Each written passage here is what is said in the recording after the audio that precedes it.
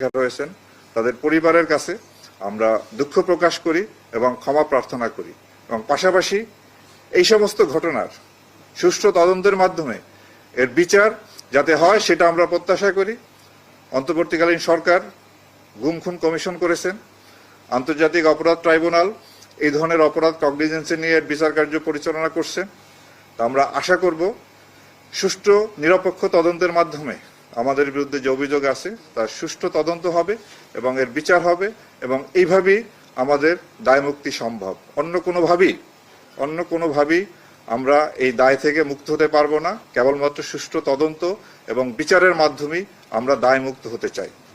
আর RAB বিলুপ্তির বিষয়ে আমি র্যাবে কর্মরত আছি। আমরা যতদিন দায়িত্বে পালন করব, র্যাবের আমাদের যে দায়িত্ব সেই দায়িত্ব আমরা নিষ্ঠার সঙ্গে আন্তরিকতার সঙ্গে পালন করব এবং এই ব্যাপারে সরকার যে সিদ্ধান্ত গ্রহণ করবে সেটি শিরোধার্য। সরকারের সিদ্ধান্তের অপেক্ষায় আমরা থাকব।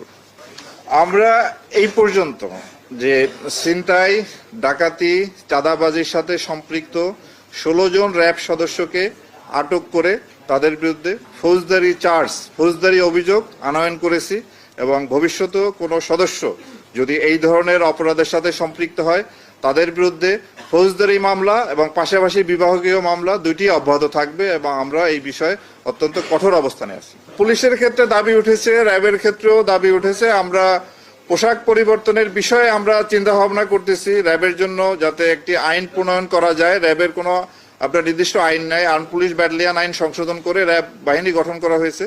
আমরা র্যাবের জন্য একটা আইন করার চিন্তা ভাবনা করতেছি এবং আর কোন কোন ক্ষেত্রে সংস্কার আনা যায় সেই বিষয়ে আপনাদের মতামত, জনসাধারণের মতামত সাপেক্ষে আমরা পরবর্তী প্রয়োজনীয় ব্যবস্থা গ্রহণ করব। তবে পোশাকের ব্যাপারে আমি একটা জিনিস মনে করি যে পোশাকের